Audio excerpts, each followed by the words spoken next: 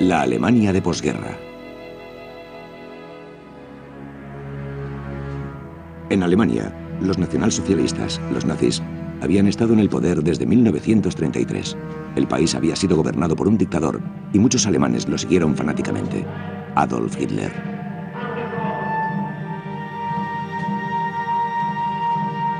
Hitler los había conducido a una guerra e invadieron toda Europa. Los alemanes subyugaron naciones tanto en el este como en el oeste. Luego las fuerzas alemanas atacaron a la Unión Soviética, a Gran Bretaña y finalmente a Estados Unidos. Una guerra mundial.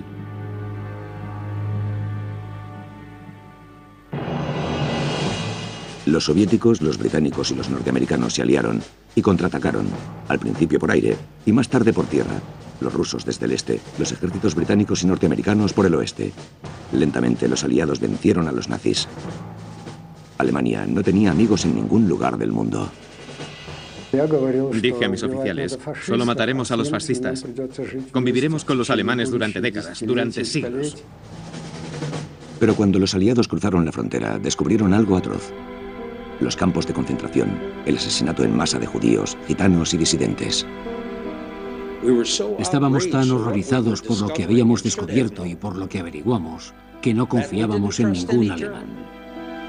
Das ist, was die deutsche Nation den Nazis zu verdanken hat.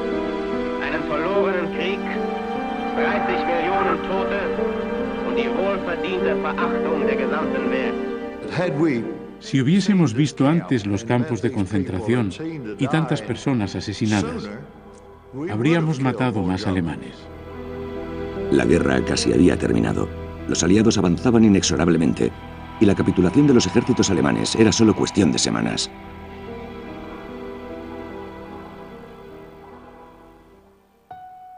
Encuentro con el enemigo. Abril de 1945. Avance de una unidad británica. Uno de los soldados era Les Goodwin. La guerra casi había terminado y nos dirigíamos a Bremen. Viajábamos por un camino rural y de repente el motor empezó a renquear y salía humo por debajo del capó. El oficial al mando me dijo, ve a esa granja y trae un poco de agua.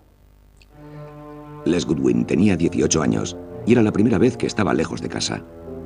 Estaba en una granja en medio de la Alemania nazi como soldado británico de ocupación, a solas con su miedo y con el enemigo muy cerca. Recorrer aquel sendero fue tremendo. Temblaba como una hoja. Tengo que confesar que estaba muerto de miedo. Todos los soldados aliados que estaban en Alemania llevaban consigo un pequeño diccionario por si acaso. Estuve practicando mientras andaba por el sendero. ¿Cómo pido el agua? Bitte, haben Sie Wasser? Ich wollen Wasser? El soldado Les Goodwin entró por la puerta trasera del huerto. Intuyó que alguien miraba por la ventana. Si hubiera sido un soldado veterano, le habría dado una patada a la puerta y habría entrado. Pero yo no. Me acerqué a la puerta y llamé. Y al cabo de 1 o 2 minutos me abrió una mujer. Y en un perfecto inglés le dije, por favor, ¿podría darme un cubo de agua? Y dio media vuelta.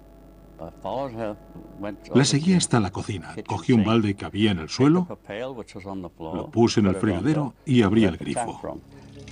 Y entonces se dio cuenta de que la habitación que había detrás de él estaba llena de gente, ancianos y niños, pero nadie dijo una palabra. Los grifos de las granjas no suelen tener mucha presión y salía muy poca agua. Y yo los miraba y ellos me miraban a mí. Y pensaba, ¿debería decirles algo? Pero ellos solo me miraban. No me quitaban los ojos de encima y estábamos callados. Pero nos estábamos comunicando, aunque no decíamos nada. Cuando el cubo estuvo lleno por fin, salí por donde había entrado. Les Goodwin había cumplido su misión y podían continuar. Fue una experiencia extraña en territorio enemigo. Sentí que era un intruso, pero no los vi como a enemigos. No habló con nadie de su experiencia en la granja, ni siquiera a su teniente. Para mí, se trataba de ir a pedir ayuda a una granja. Pedir ayuda al enemigo. Nada fácil. Los soldados que avanzaban se encontraban con algunos focos de resistencia, alemanes fanáticos que todavía creían en la victoria final. Al este, el Ejército Rojo casi había llegado a la capital, Berlín. Empezó la batalla decisiva. Un infierno.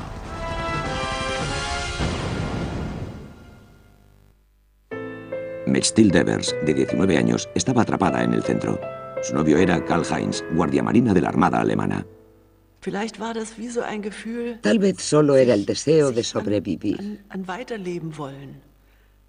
pero mantenía la esperanza de un futuro sin guerra, sin muertes, sin bombas y sin matanzas.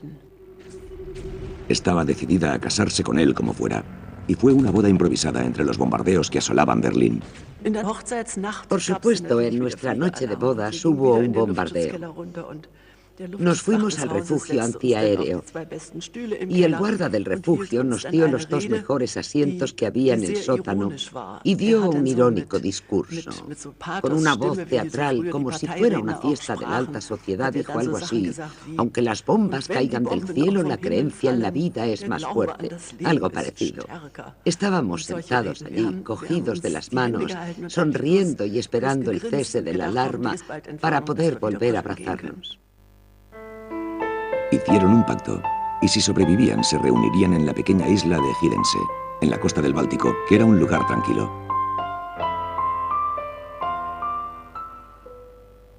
Karl-Heinz Evers tuvo que regresar al frente, a la batalla final por Berlín. Berlín estaba en llamas. La lucha por la capital estaba en su última y terrible fase. El avance del Ejército Rojo era imparable. Los alemanes temían duras represalias por parte de las tropas rusas. Mechthild Evers estaba entre quienes huyeron de Berlín. Se instaló en la isla de Hiddensee y aguardó ansiosa, con la esperanza de que la guerra terminara pronto y de que volvería a ver vivo a su marido.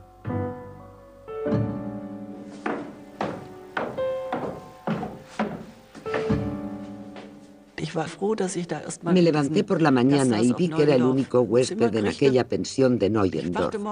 Bajé y, como era la única persona que se alojaba en la casa, me dijeron que fuera a desayunar a la cocina. De repente se empezaron a oír explosiones muy lejanas y al principio dijeron que los rusos no podían estar tan cerca. Pero luego dijeron: los rusos están aquí. Durante años habíamos estado oyendo la propaganda nazi que describía al Ejército Rojo como bolcheviques inhumanos, como auténticos monstruos.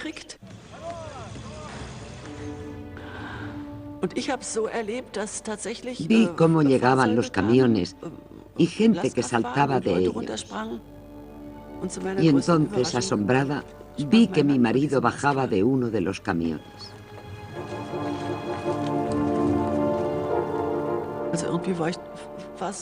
Era lo último que habría pensado. Fuimos el uno hacia el otro y nos abrazamos totalmente aturdidos.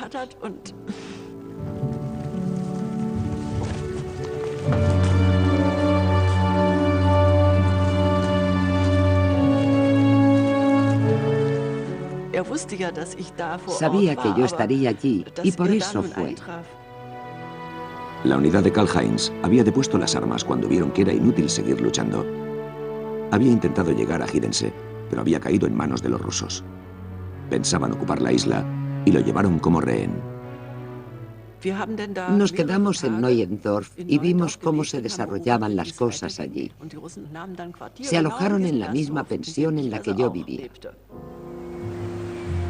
Mechthild Evers y su marido Karl-Heinz disfrutaron juntos de días y noches tranquilos. Pero la guerra seguía con toda su violencia.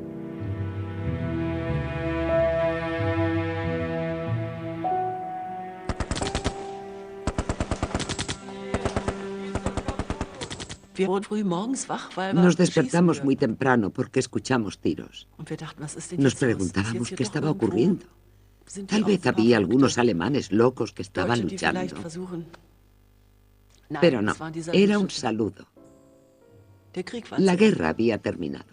Al principio apenas podíamos creerlo.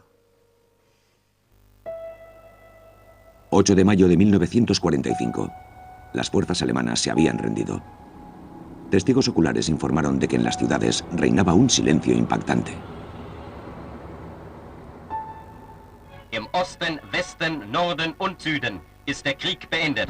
Deutschland gibt sich geschlagen. In Lüneburg wird die Nachricht bekannt gegeben. Wie in vielen deutschen Städten versammeln sich auch hier die Einwohner auf den öffentlichen Plätzen und hören durch die Lautsprecher der alliierten Militärregierung, dass der Krieg beendet ist. Die Nazi-Regierung und die deutsche Wehrmacht haben bedingungslos den alliierten Expeditionsstreitkräften kapituliert. Alemania fue ocupada. El ejército soviético estaba estacionado desde el este de Prusia hasta el río Elba. Los norteamericanos estaban a cargo de la Alemania del suroeste y los británicos del noroeste. Victory in Europe brought wild rejoicing throughout the Allied world as the Big Three announced the downfall of Nazi Germany. New York's celebration is typical of the nation's joy at the end of nearly 6 years of war in Europe. Let us thank God for the peace that has come. A ese día, los estadounidenses y los británicos lo llamaron el Día de la Victoria en Europa. Igual que en Nueva York, en muchas ciudades del mundo la gente se echó a la calle. Por fin la paz, después de 6 años de guerra. En Londres, París y Ámsterdam, la gente lo celebraba en todas partes. Fue el principio de un verano inusitadamente caluroso. Por todos lados, los soldados norteamericanos y soviéticos disfrutaban juntos de su victoria, pero los aliados se dieron cuenta enseguida de las grandes diferencias entre ellos. Nos dábamos unas palmaditas en la espalda y nos llamábamos camaradas. Es lo único que sabíamos decir. A uno le di un paquete de cigarrillos e intentaba abrirlo, pero no podía. Le dije, por aquí. Tiré de la banda roja a todo alrededor y le dije, ya está. Y se quedó así. Estaba sorprendido de que con la tira roja se pudiera abrir tan rápidamente. Para millones de soldados del este y el oeste, las luchas habían terminado por fin.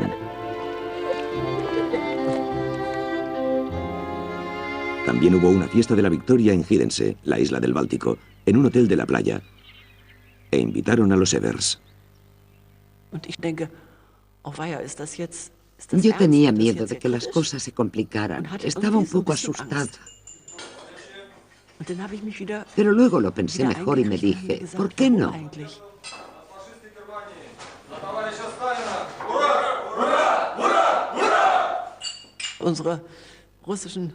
Las fuerzas de ocupación rusas se fueron animando cada vez más. Lo cierto es que estaban tan borrachos que empezaron a ser demasiado amigables. Uno de ellos se sentó al piano y tocó canciones unas veces tristes y otras heroicas y cantaban juntos. Continuaron hasta bien entrada la noche.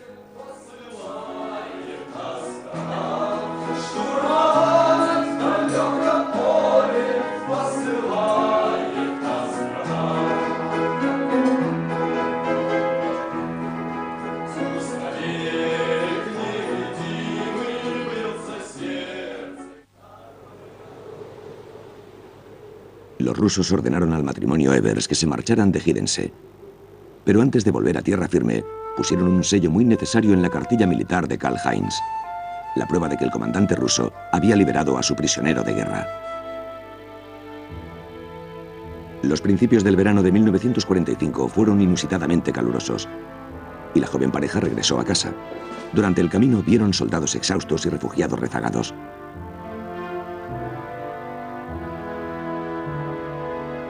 Pero no llegaron muy lejos.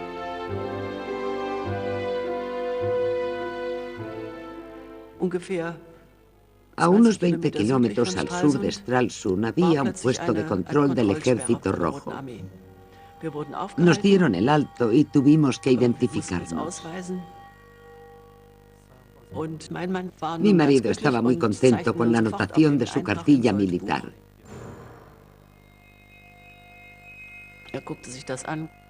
El guardia lo miró, nos miró a nosotros, rompió la página y dijo, aquí soy yo el comandante.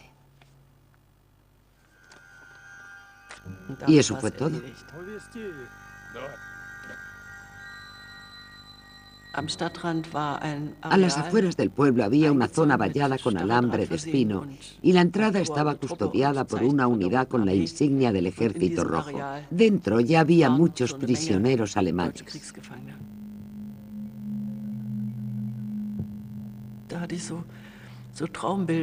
Yo tenía unos terribles recuerdos de todos los años en que los noticieros cinematográficos alemanes mostraban a los rusos como seres inhumanos que tenían a los prisioneros de guerra en campos, y no dejaba de pensar en la situación de mi marido en aquellos momentos. Le vi otra vez al día siguiente en un punto de la valla donde no había ningún centinela.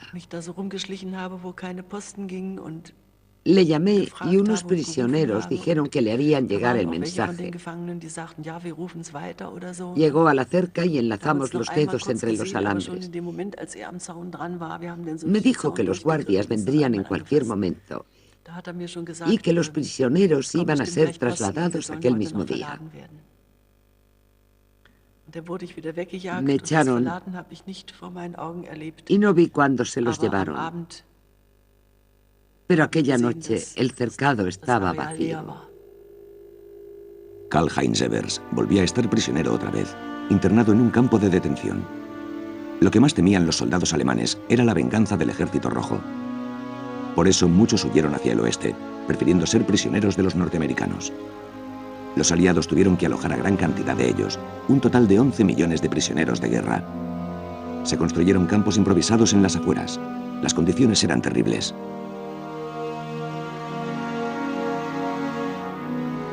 En las imágenes se ven las confrontaciones entre los enemigos.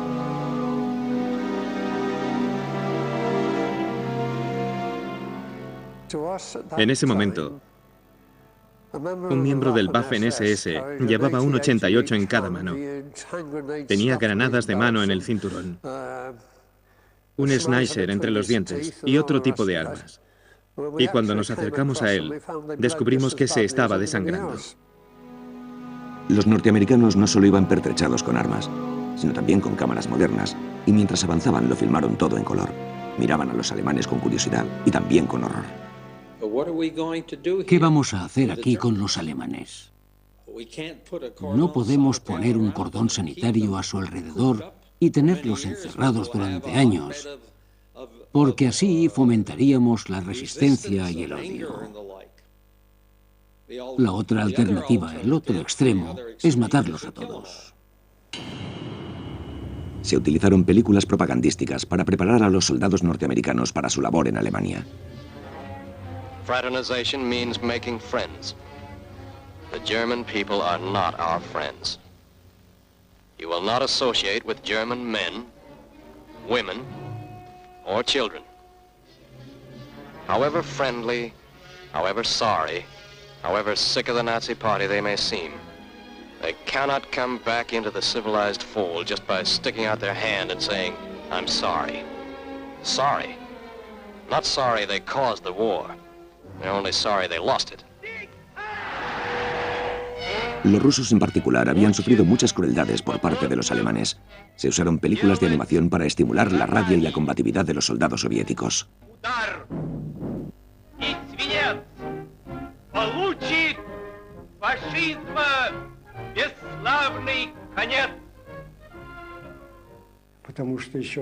Incluso durante la guerra había fuertes discusiones. Los oficiales del frente me atacaban. Me decían que ni siquiera teníamos que dignarnos a hablar con los malditos alemanes.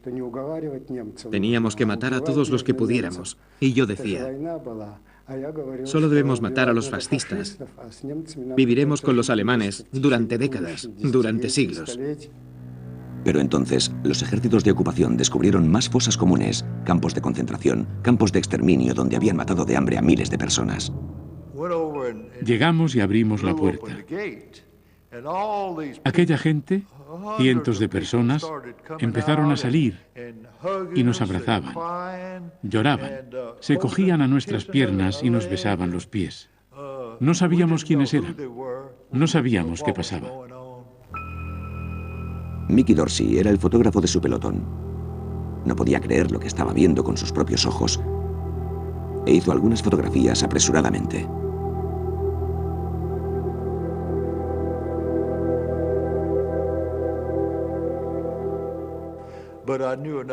Yo sabía algo de alemán y les entendí cuando decían "Ich habe Hunger". Y les dije: venid y os daremos nuestras raciones.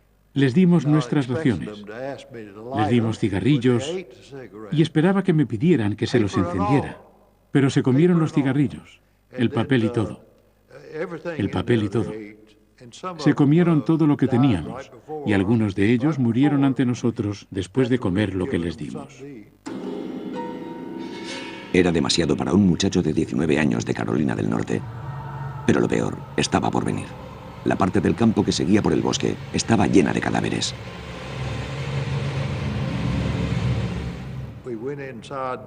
Entramos y vimos gente en el suelo que estaba muerta. Y luego vimos a otras personas que estaban encima. Y pensamos que también estaban muertas. Pero abrían los ojos o levantaban un dedo. Fue la cosa más horrible que he visto en mi vida. Mickey Dorsey y sus compañeros tuvieron que pedir ayuda por radio. Era un pequeño pelotón y no podían hacer mucho. Si hubiésemos visto antes los campos de concentración y aquellas personas asesinadas, habríamos matado más alemanes.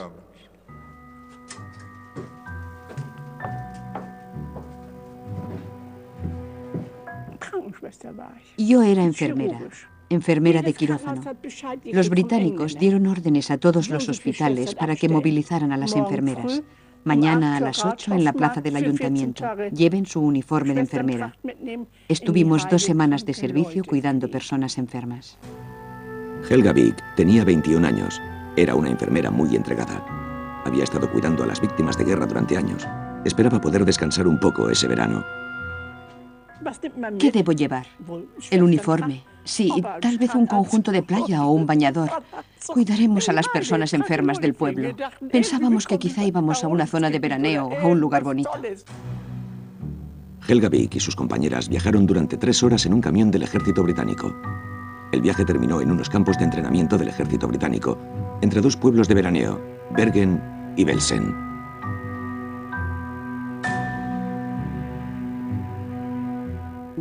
Nadie habría imaginado que aquello era Bergen-Belsen. Y allí estaban los oficiales británicos esperando para recibirnos. Ustedes son los culpables de lo que van a ver aquí. Y cosas de ese estilo. Nos señalaban con el dedo.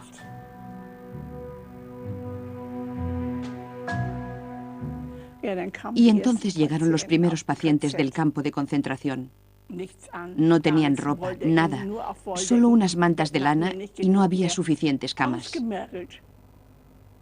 Estaban consumidos, no tenían pelo, estaban desnudos. Tenían las manos, los brazos y las piernas hinchados y no teníamos nada. Nuestros médicos solo tenían cuchillas de afeitar, no teníamos nada, no teníamos vendas, tuvimos que romper sábanas para hacer vendas. En los barracones del ejército alemán, que lindaban con el campo de concentración, Helga Wiig y las otras enfermeras intentaban salvar las vidas de los supervivientes. Trabajaban las 24 horas del día. No había agua corriente y hacía mucho calor. Necesitaban darse un baño. En el complejo había varios baños. Habíamos visto una piscina y tenía muy buen aspecto. Cada barracón tenía baños. Y dije, antes de empezar a trabajar vamos a refrescarnos un poco. Nuestro turno empezaba a las 7 de la mañana.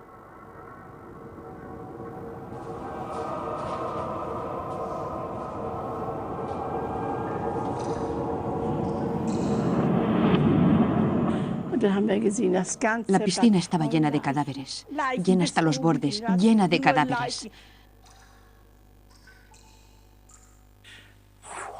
Nos fuimos de allí. Nunca olvidaré aquella visión en toda mi vida. No sabían dónde dejar aquellos cadáveres. Los baños estaban llenos, los vestidores estaban llenos. Mirábamos a aquellas personas, pero ya no eran personas. Estaban terriblemente delgadas, con la cabeza y el vientre hinchados. Era algo inhumano. Nunca más nos acercamos allí. Era horrible. Helga Wiig nunca consiguió superar aquella experiencia. No quiso volver a ver personas enfermas o muertas. Nunca volvió a trabajar como enfermera. 2 semanas después del final de la guerra, los británicos prendieron fuego al campo de concentración de Lüneburg con lanzallamas. Los barracones estaban contaminados de tifus, tuberculosis y cólera, e infestados de piojos, pulgas y ratas.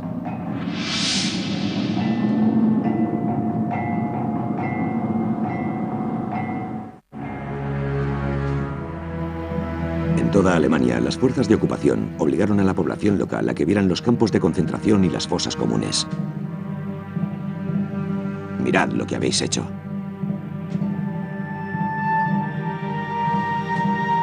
Dachau, Sachsenhausen, Buchenwald, Ravensbrück. En todos ellos la misma imagen. Era algo que los ejércitos de ocupación no habían presenciado nunca.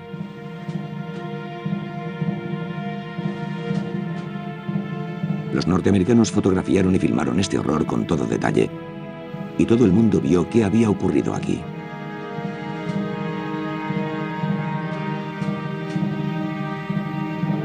Nadie debe olvidar jamás este genocidio. La situación era esa cuando entramos, y estábamos averiguando lo que había ocurrido, particularmente el Holocausto, pero la brutalidad era contra todo el mundo.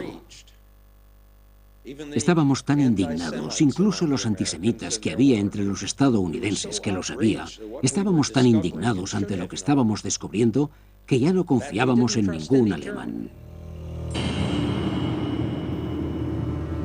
Los aliados se encargaron del gobierno del país, regulando la vida a través de decretos y órdenes.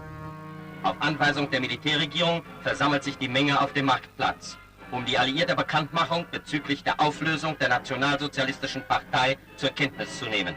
Das ist das Ende der Nazi-Herrschaft, ihre Gesetze und Einrichtungen. Waffen aller Art, Pistolen, Degen, Dolche, Säbel müssen abgeliefert werden. Aber es gibt immer noch ein paar, die der Arbeit der alliierten Militärregierung durch Spionage und Sabotage Widerstand leisten. Dieser Mann ist durch das alliierte Militärgericht verhört und verurteilt worden. Die Gesetze der alliierten Militärregierung müssen befolgt werden.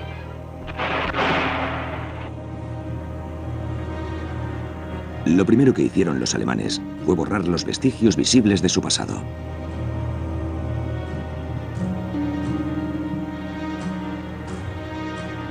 El presente era una vida entre ruinas.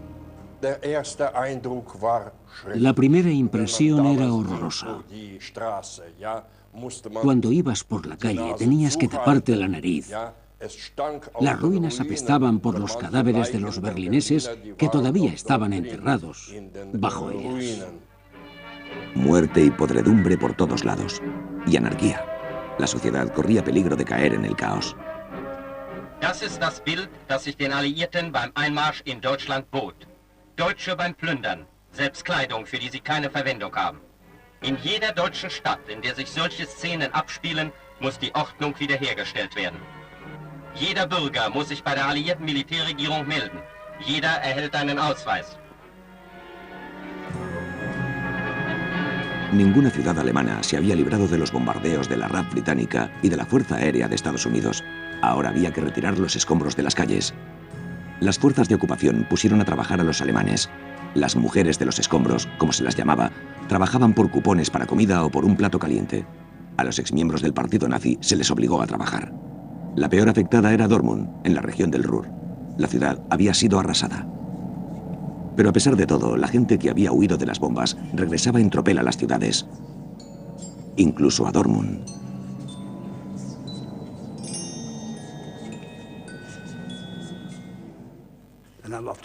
Dormíamos en los campos y en las zanjas. Pero un día llegaron los soldados norteamericanos y nos apuntaron con las ametralladoras. Pensaban que éramos polacos, que nos dedicábamos a saquear.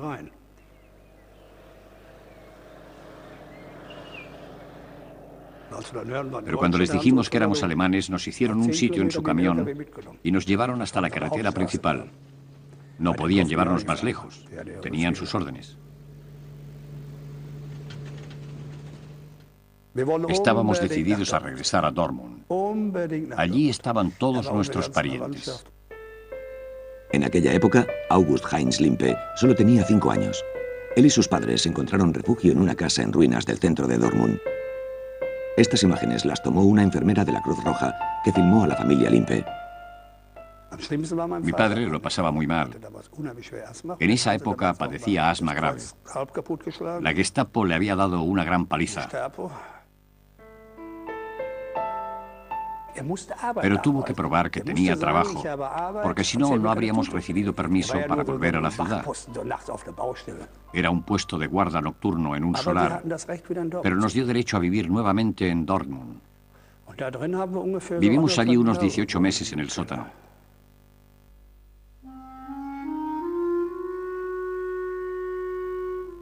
Era un agujero. Las ventanas estaban tapadas por los escombros, pero se podían empujar desde el interior para retirarlos. Tapábamos la entrada con telas, pero siempre había corriente de aire y teníamos que dormir en un rincón donde hacía menos frío. Nos acostábamos muy juntos como sardinas. Cuanto más cerca, mejor. La cámara de la enfermera documentó la vida diaria de August Heinz Limpe y su familia. El pequeño se disponía a pasar un día en las ruinas. Él también luchaba a su manera por la supervivencia. Robábamos plomo, tuberías de plomo. Y había un chatarrero que venía todas las semanas a recogerlas con su carro y su caballo. Mientras alguien le estaba vendiendo cosas, otra persona la robaba por la parte trasera del carro. No se ganaba mucho, aunque corríamos muchos riesgos trepando por las paredes para llegar a los fregaderos, que en aquellos tiempos aún tenían tuberías de plomo. También recogíamos ladrillos para ganar algunas monedas o también algún bollo. Para August Heinz Limpe y otros miles de niños, el paisaje en ruinas del centro de Dortmund era como un patio de recreo y aventuras. Era muy excitante. Ahora puede parecer absurdo, pero no habría querido perderme esa época de mi infancia. Sin embargo, para su madre, fueron los meses más duros de su vida. Tenía 4 hijos que cuidar, había perdido todas sus propiedades y su marido se estaba muriendo. Era un hombre destrozado. Mi padre estaba tendido en la cama y yo estaba sentado en la mesa haciendo los deberes y me ayudaba cuando no sabía resolver un problema. Y en cierto momento no me respondió. Me acerqué a él y le dije, papá, pero se había ido. Había muerto mientras me hablaba. Aquel verano en las ruinas de Alemania también había exprisioneros de guerra, esclavos peones y víctimas liberadas de los campos de concentración. 11 millones de ellos. Personas desplazadas, PD para abreviar, como los llamaban las fuerzas de ocupación, personas desarraigadas. Cuando las autoridades alemanas los recogían de la Europa del Este y los enviaban a Alemania para que ayudaran en las tareas de reconstrucción, no se preocuparon por quiénes eran. Lo único importante es que fueran aptos para el trabajo. Y por eso había bastante gente que había entrado en Alemania sin que la policía se interesara demasiado por su procedencia. Y empezaron a delinquir en Alemania, igual que en sus países. Terminaron causando problemas.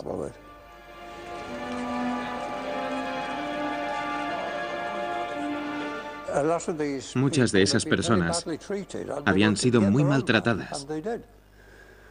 Querían volver a ser ellos mismos y hacían lo que podían. Básicamente nuestro trabajo consistía en impedirles que molestaran a la población, a cualquier otro PD o a quienes estaban de paso. Para prevenir los saqueos, las fuerzas de ocupación cubrían las necesidades básicas de los desplazados. Distribuían pan y carne de sus reservas. Estas personas desarraigadas querían volver a sus casas, pero no era fácil organizar su traslado porque eran muchos. Muchos europeos del este ya no tenían casas a las que regresar. Sus familias habían sido aniquiladas y las fronteras de los países habían cambiado durante la guerra.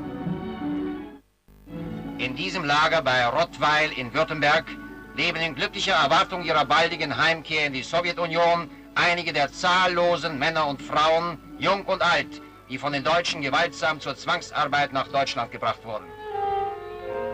In diesem Lager leben 6.000 von vielen Millionen Russen, die an den Misshandlungen durch die Deutschen starben.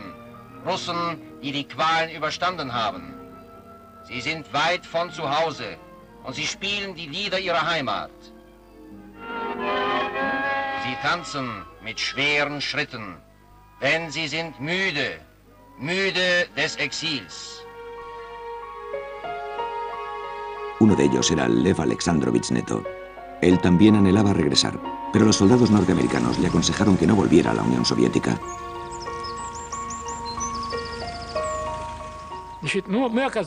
Estábamos en la zona norteamericana y en ese momento había propaganda por todas partes que decía que los prisioneros de guerra liberados no debían volver bajo ningún concepto a la Unión Soviética. Nos dijeron que no seríamos bien recibidos.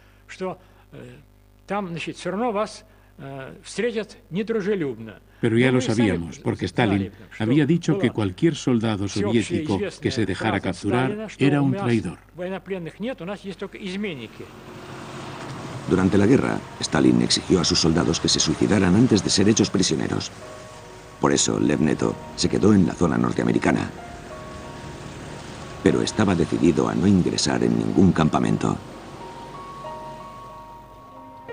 También se mantuvo a distancia de las ciudades en ruinas y, como muchos otros, recorrió los campos buscando comida y un techo donde cobijarse.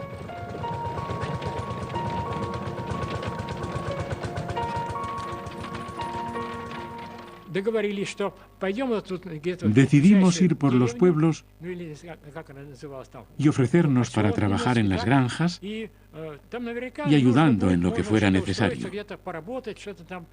Y eso es lo que hicimos. Lev Neto encontró trabajo en una granja de Voigtland.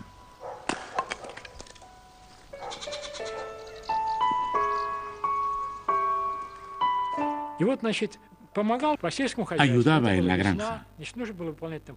Era primavera y tuve que trabajar en los campos cortando leña. Y les era útil porque hacía lo que fuera.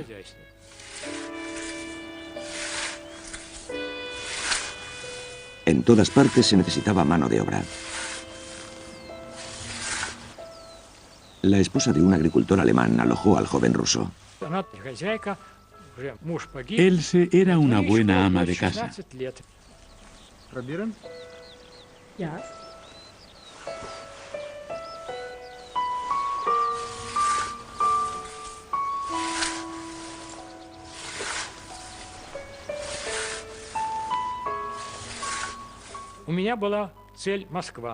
Su marido había muerto en la guerra y tenía una hija de 16 años.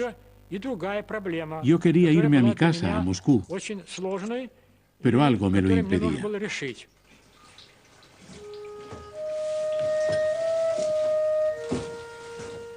Él se me dijo, Lev, ¿por qué quieres irte? Quédate aquí. Tenemos la granja y la casa, todo lo que necesitamos. Tengo una hija de 16 años y tú tienes 20.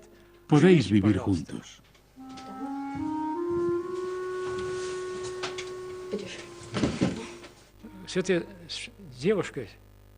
No sabía qué hacer.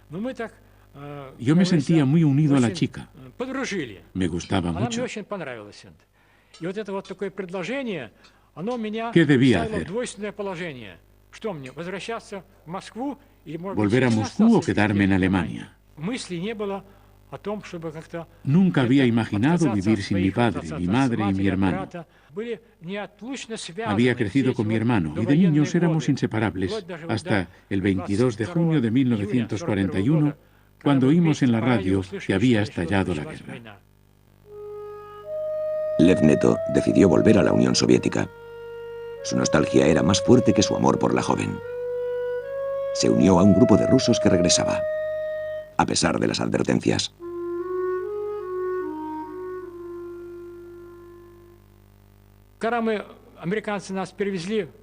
Cuando los norteamericanos nos llevaron hasta la zona soviética en sus vehículos, nos dimos cuenta de que no nos daban la bienvenida con los brazos abiertos. No nos trataron como habían hecho los norteamericanos. Los rusos habían creado los llamados campos de filtración para los que regresaban a casa. Los que habían sido esclavos y prisioneros de guerra fueron interrogados y registrados como sospechosos.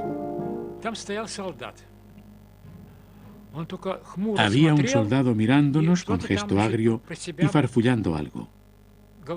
Por la expresión de su cara, sabíamos que nos estaba insultando. Más o menos decía: ahora llegan estos traidores arrastrándose. Cuando entró en la Unión Soviética, Lev Neto fue arrestado y pasó 8 años en un campo de trabajos forzados en Siberia.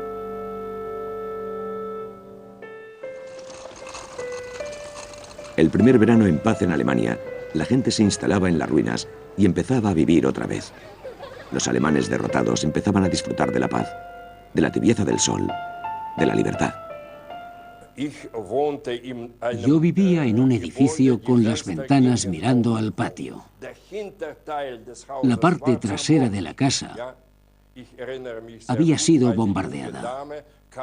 Recuerdo a una mujer joven que tomaba el sol allí en su tumbona porque no había tejados.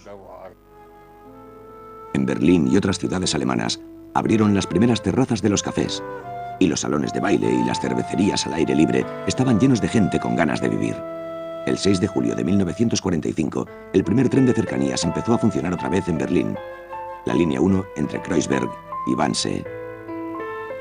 Era el primer verano en tiempo de paz y las personas empezaron a disfrutar de la vida otra vez, tanto los berlineses como las fuerzas de ocupación. En cuanto llegué a Berlín, saqué de la maleta mi único traje de civil, que no había llevado en 4 o 5 años.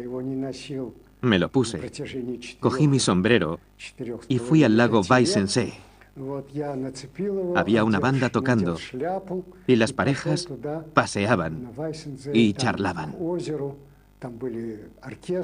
Me sentía orgulloso de ir vestido como ellos y de que nadie me reconociera como soldado. Bailar, coquetear y disfrutar por fin de la vida otra vez. Durante los 2 últimos años de la guerra, las fiestas públicas y los bailes habían sido prohibidos en Alemania. En el jardín del Palacio Cecilienhof de Potsdam, cerca de Berlín, una estrella roja formada con geranios daba la bienvenida a las 3 fuerzas vencedoras que se reunieron aquí a mediados de junio. Pero Stalin, Churchill y Truman todavía tenían sus diferencias. Solo Stalin apreció la estrella roja. Los líderes aliados no estaban de acuerdo con las reparticiones. Desde entonces, cada una de las fuerzas de ocupación sería libre de desmantelar y apropiarse de lo que le viniera en gana. Los conservadores y los aislacionistas que había entre nosotros, que habían sido reclutados por el ejército, no estábamos de acuerdo con la alianza con la Unión Soviética. Los 3 grandes, una muestra de unión ante las cámaras. Pero la cuestión era cuánto poder podía tener en Europa la Unión Soviética.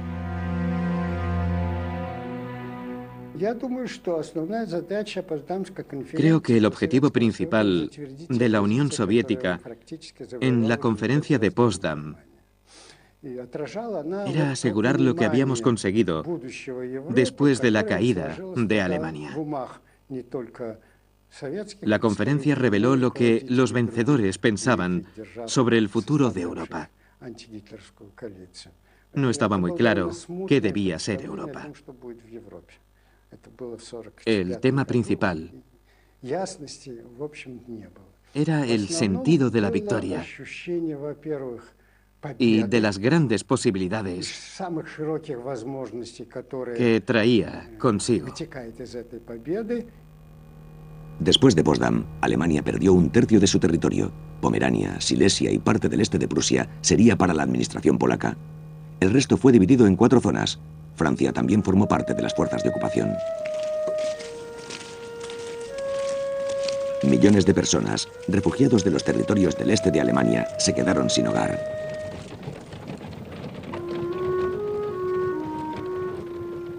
Esos refugiados y expulsados necesitaban refugio.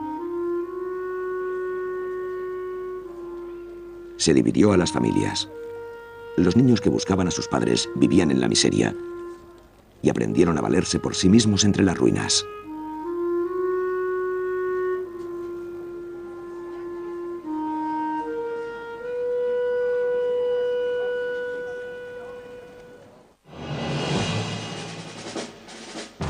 A mediados del verano de 1945, los norteamericanos se retiraron de Turingia y Sajonia, llevándose consigo todo lo valioso: documentos técnicos, mobiliario, máquinas.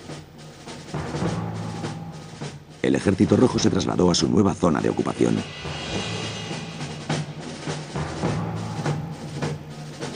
Los vencedores fueron recibidos con preocupación.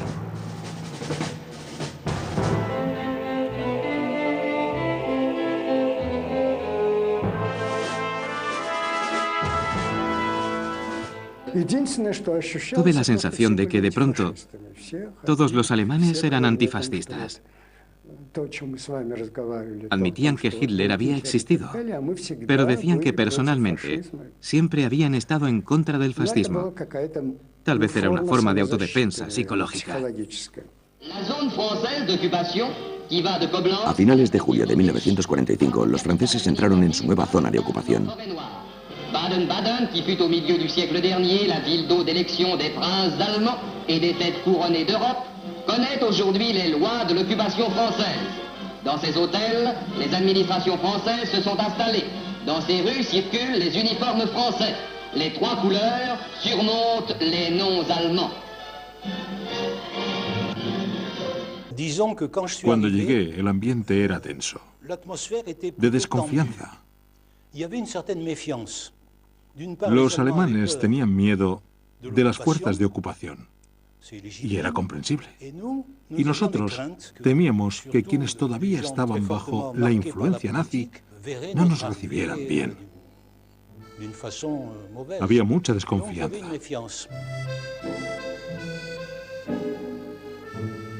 Francia y Alemania, 3 guerras en 70 años, una enemistad hereditaria.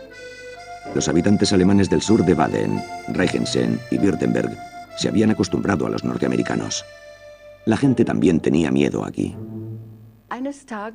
Un día, los franceses llegaron al pueblo y la noticia se extendió rápidamente. Los niños corrían para ir a verlos. Luego el alcalde vino con algunos franceses y cuando me vio me dijo: están buscando a alguien que les lave la ropa y he pensado en tu madre, llévalos a tu casa.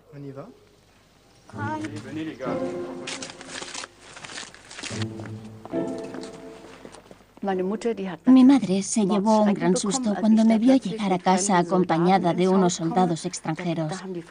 Las mujeres tenían mucho miedo.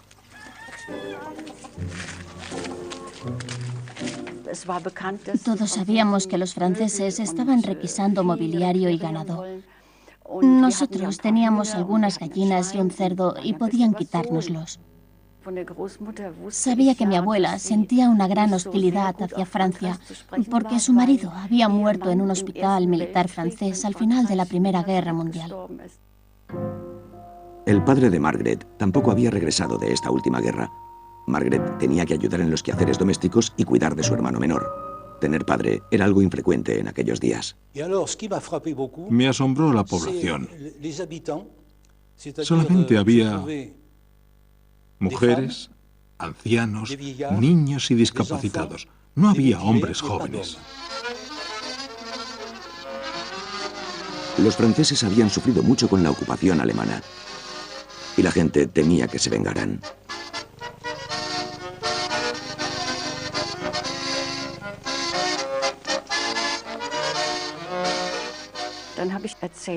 Le dije que el alcalde había dicho que querían que les lavaran la ropa y los soldados empezaron a desnudarse allí mismo, en la cocina. Vaciaron los bolsillos y pusieron sus cosas en el alféizar de la ventana. Los niños nos preguntábamos qué tendrían en los bolsillos. Llevaban cosas que los hombres solían llevar: navajas, mapas y pañuelos, cosas prácticas.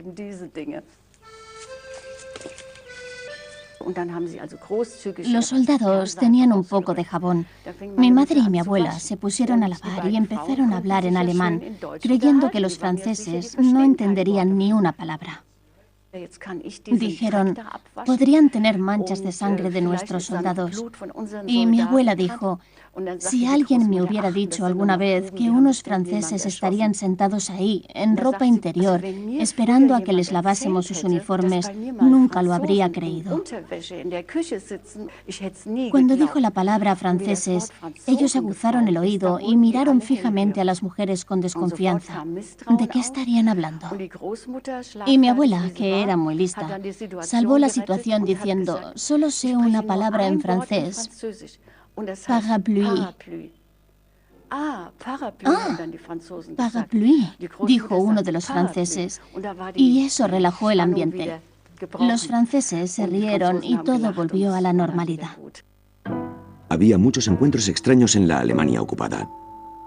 Jean-Jacques Messire era un joven soldado francés. Yo estaba alojado en casa de un profesor y su familia.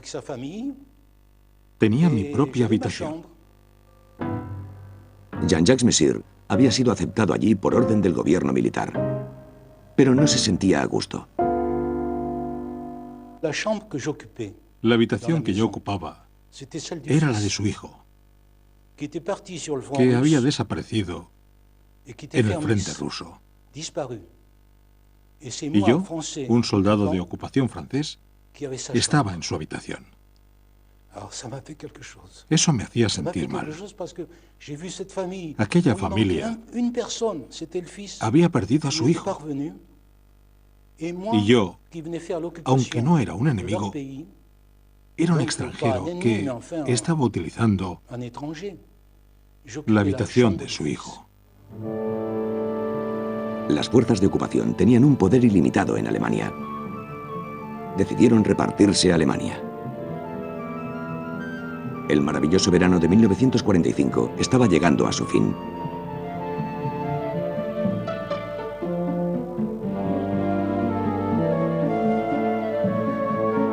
Según el Acuerdo de Potsdam, las fuerzas de ocupación se habían dividido el antiguo Reich y también su capital.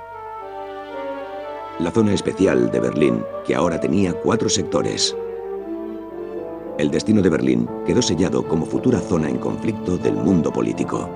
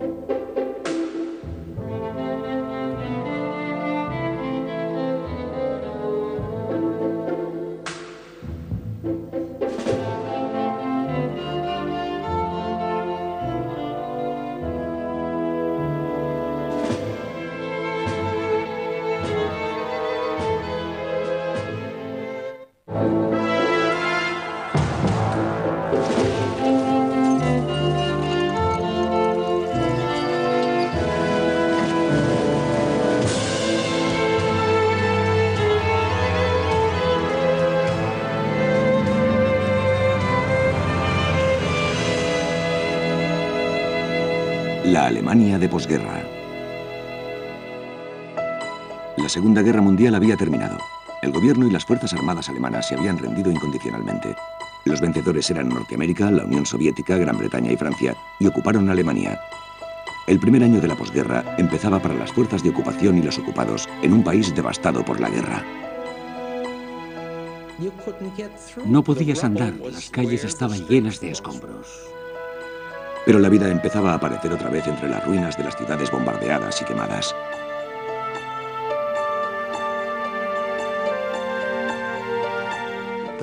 Había hambre y todo el mundo buscaba algo de comer. Los alemanes experimentaban lo que es ser una nación derrotada y humillada. Las fuerzas de ocupación tenían una cosa en mente. Alemania no podía volver a estar nunca más en posición de hacer la guerra. Destruyeron el partido nazi y la gigantesca industria armamentística. Era una Alemania sin armas ni cohetes, y había que reconstruirla. Arrastró a toda Europa porque era el motor de la economía europea. Ocupadores y ocupados se pusieron a trabajar para reconstruir lo que la guerra había destruido. Comenzaba una nueva época, tanto para Alemania como para el resto de Europa. La reconstrucción la hicieron los alemanes. No fuimos nosotros los extranjeros. Se repararon el metro y líneas telefónicas.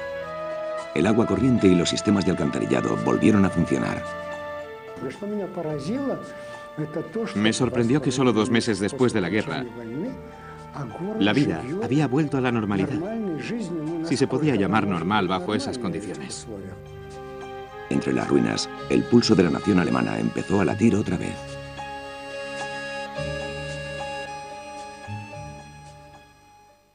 Reparaciones y repercusiones. Los bombardeos norteamericanos habían arrasado la ciudad de Ulm, a orillas del Danubio. El centro había sido pulverizado.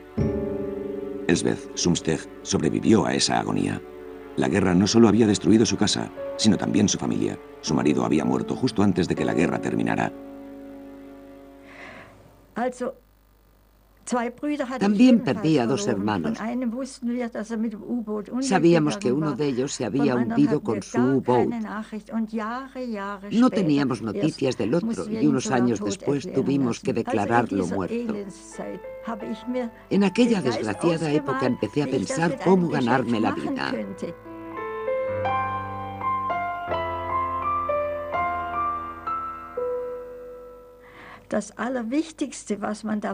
La gente necesitaba zapatos. Los habían racionado. Y empecé a pensar cómo podría fabricarlos. Pero era imposible. No había material ni sabía hacerlos. En Ulm no había cuero ni goma. Pero antes de la guerra, en una feria de los Balcanes, Elsbeth Sumsteg había visto zapatos hechos de hojas secas de maíz.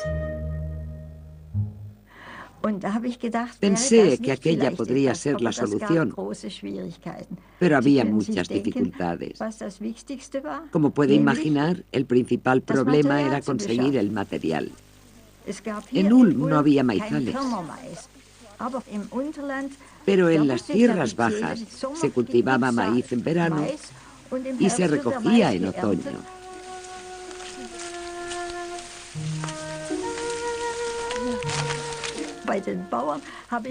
Pregunté a los agricultores si podía llevarme las hojas y dijeron que sí, y que también podía ayudar a limpiar las mazorcas.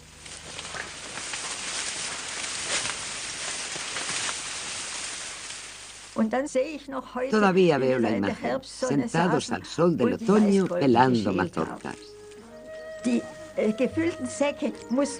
Había que llevar los sacos desde el pueblo a Ulm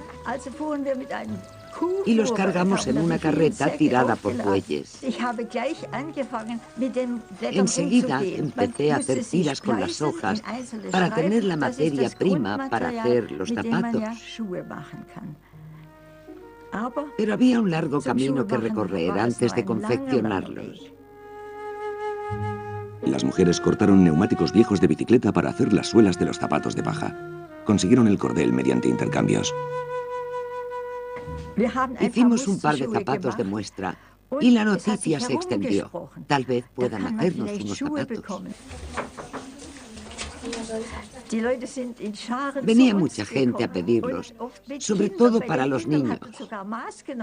Les tomábamos las medidas haciendo plantillas de papel de los pies y a partir de ahí hacíamos los zapatos. Elsbeth Sumsteg se convirtió en una mujer de negocios. Vendió más de 3.000 pares de zapatos de paja en 2 años y dio trabajo a 40 mujeres. Fue todo un éxito. Patentó los zapatos y sus otras creaciones de hojas de maíz, para las que ella misma servía de modelo.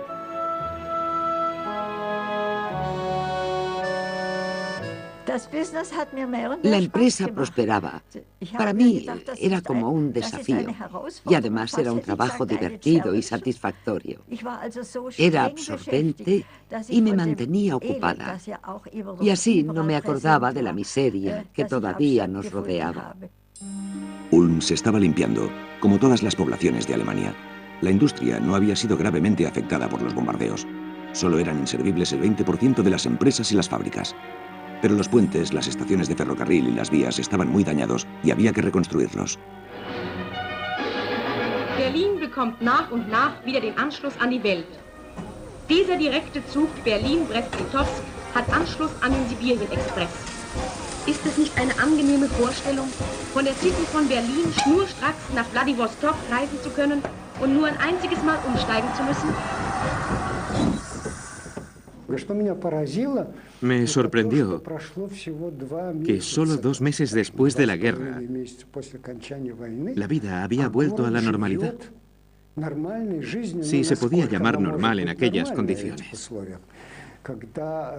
Las tiendas estaban abiertas otra vez. Funcionaban algunos teatros y las emisoras de radio.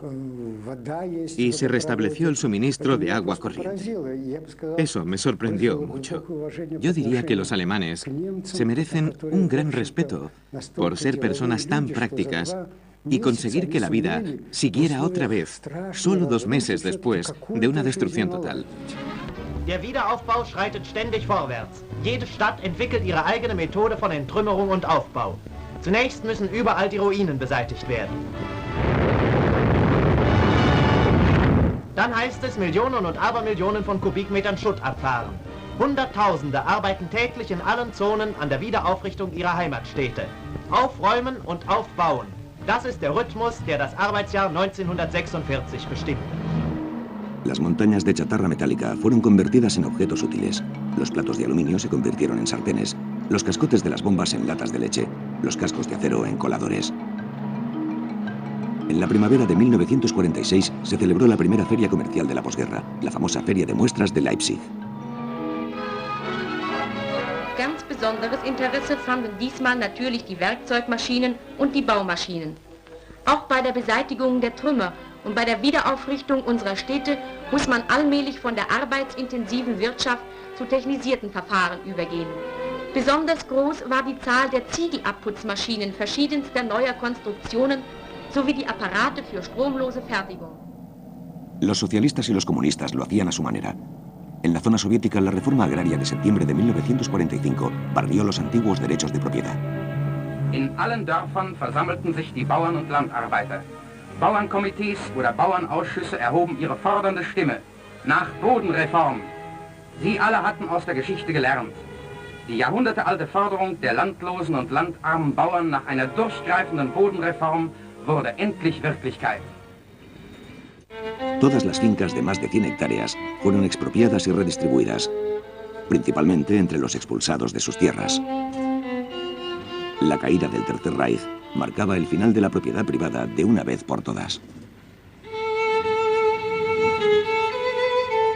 Pero la reforma agraria empeoró la escasez de comida, porque muchos de los nuevos terratenientes no sabían nada de agricultura, y había millones de refugiados que también había que alimentar.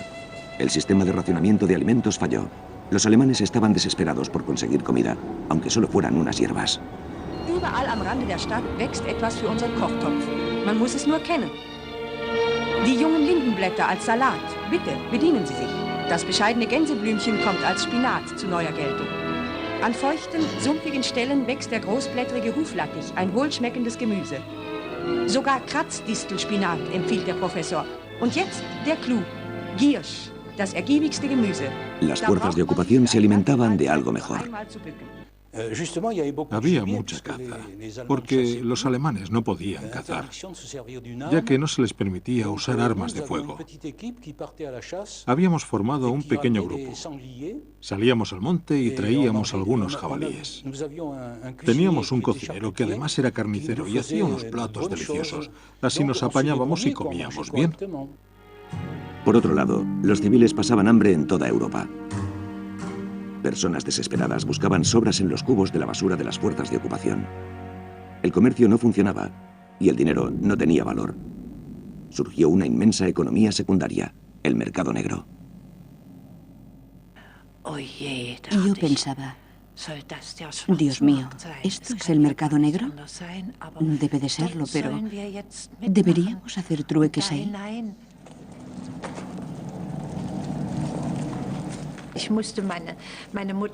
Tuve que arrastrar a mi madre para que fuera. No quería. Estaba aún más asustada que yo. Anna Marie Gensch, de 16 años, tenía 3 hermanos menores y toda la familia estaba hambrienta. La necesidad las llevó a ella y a su madre al mercado negro de Leipzig. Alguien cuchicheó. ¿Jabón? Otra persona dijo, ¿buscan café? Después un niño de unos 12 años nos preguntó, ¿quieren pan? Dijimos sí, claro que sí. ¿Qué me ofrecen a cambio? Tenemos cupones para azúcar y dinero. Y seguimos al niño. Pero antes de salir del mercado negro oímos un silbato.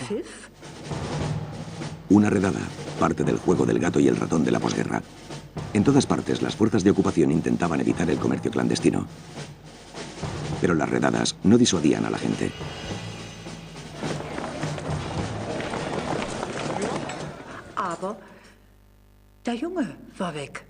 El niño se había ido. ¿Qué hacíamos? Estábamos a punto de irnos cuando apareció otra vez.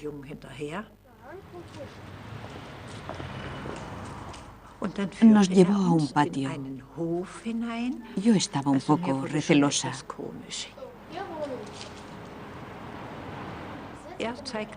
Señaló la tercera planta y dijo, ¿vivo ahí? Y le dieron el dinero y los cupones para el azúcar. Dijo, voy a pedirle el pan a mi madre.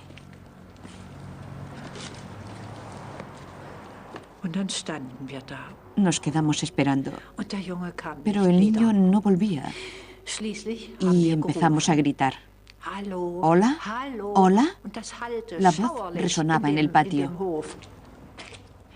Era escalofriante. Al final abrimos la puerta.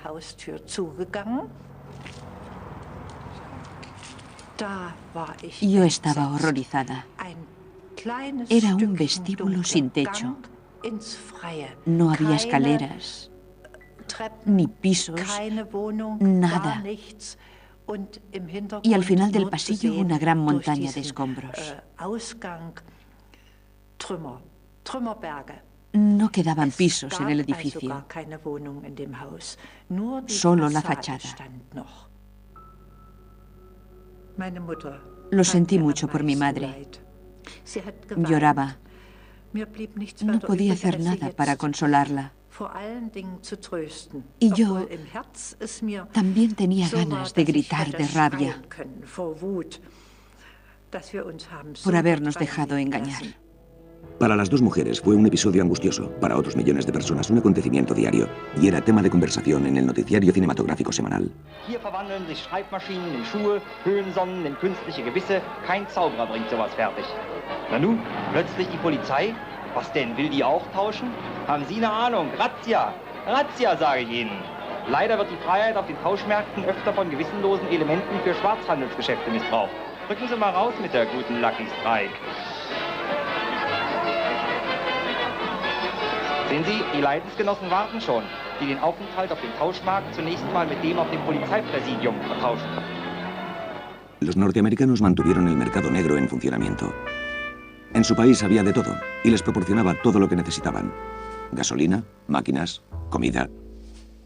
La moneda de los mercados de intercambios eran los cigarrillos de Estados Unidos. Lucky Strike, Camel y Pall Mall. Los norteamericanos vendían sus abundantes suministros a los alemanes y los rusos. Y se enriquecieron. Los norteamericanos, como es sabido, son gente con cabeza para los negocios. El potencial del mercado negro era interminable y lo explotaron al máximo. Vestía mi uniforme de oficial y me crucé con un jeep ocupado por un teniente norteamericano. Llevaba 20 relojes en un brazo que mantenía en alto y los tenía a la venta.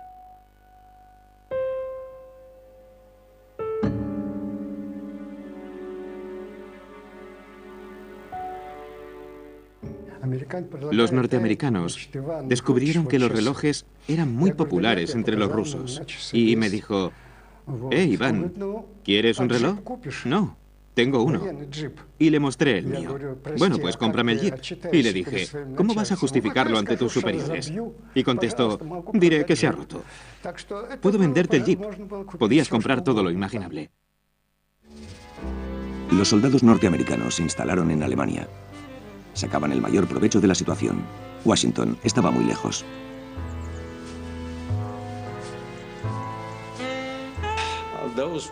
Eran tiempos extraños y eran duros, porque no estábamos entrenados para eso. Se suponía, como debería haber ocurrido en Irak, que en cuanto los ejércitos terminaran su trabajo, solo permanecería el Departamento de Estado y la diplomacia. Pero la ocupación militar se alargó. El ejército se quedó allí durante 3 años. Y tuvimos que decidir muchas cosas por nosotros mismos. A veces recibíamos instrucciones del Departamento de Estado, del Estado o de la Administración, que no tenían nada que ver con la realidad. Y tuvimos que fijar reglas dentro de las reglas.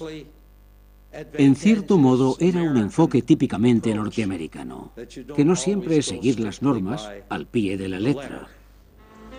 Los norteamericanos eran irresistibles. Tenían automóviles y dinero, eran jóvenes y alegres, con mucho tiempo libre. Eran los vencedores y eran los años de la posguerra.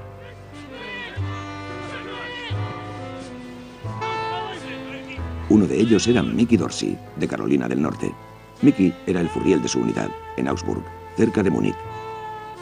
Hubiera preferido ser piloto de la Fuerza Aérea, pero era artillero de carros de combate. Trapicheaba en el mercado negro, vendiendo pistolas requisadas a los alemanes y provisiones del ejército. El joven de Carolina del Norte se enriqueció en Alemania. Y las chicas, las Fräuleins, se acercaban a él. Es la pura verdad. Ibas por la calle, veías una chica guapa y le decías, tengo chocolate y medias de nylon. Y no hacía falta nada más. Cuando tienes 19 años, no piensas más que en las mujeres. Y nosotros teníamos mucho chocolate. Así que... Mickey Dorsey y sus compañeros lo estaban pasando estupendamente. Enseguida todos tuvieron una novia alemana.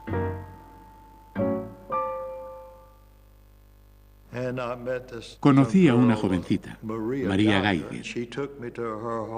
Me llevó a su casa y conocí a mamá Geiger y a papá Geiger. Como era furriel, Mickey Dorsey abastecía de comida a la familia.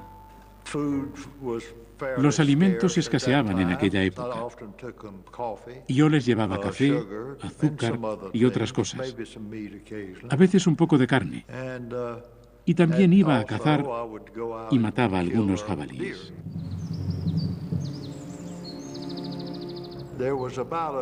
A unos 200 metros empezaban los campos y los bosques. Vi a los jabalíes y les dije, ¿no los cazáis? Y dijeron, no, nos está prohibido matar a los jabalíes. Y yo pensé, bueno. Cogí mi rifle, fui hacia los campos y me escondí. Esperé al borde del bosque y el jabalí salió a campo abierto. Apunté y disparé.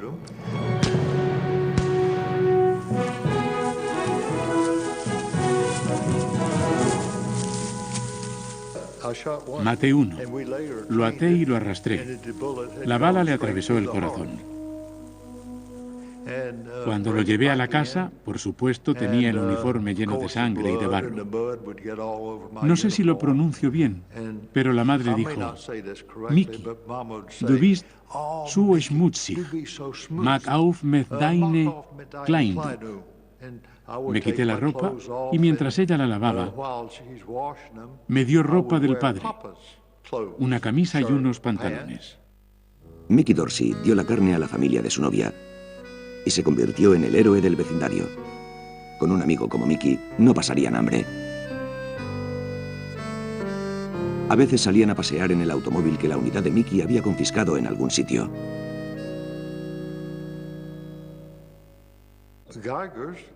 A los Geiger les sobraba comida y compartieron la carne con los habitantes del pueblo. Así que como esa gente me conoció y me decían, Guten Tag, Mickey, todos me llamaban Mickey.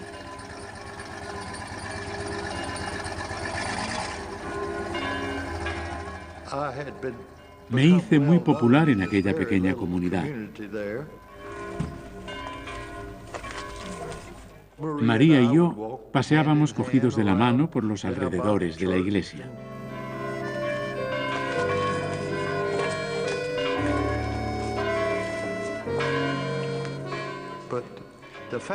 La familia era maravillosa. Les tomé mucho cariño.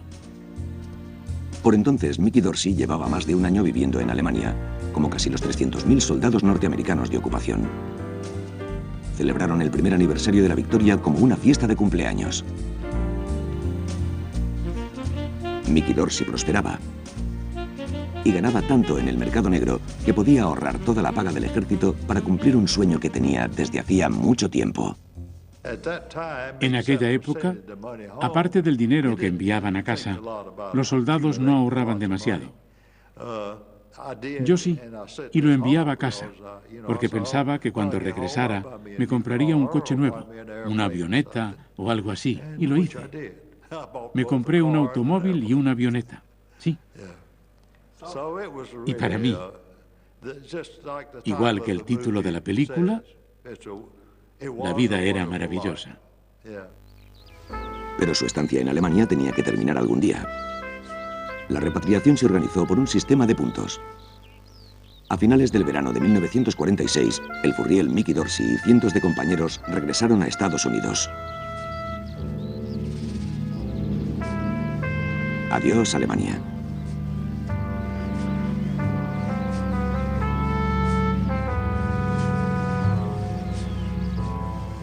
Ya en casa quedaban los recuerdos lejanos de la guerra, que ahora parecía un juego incluso con aspectos cómicos.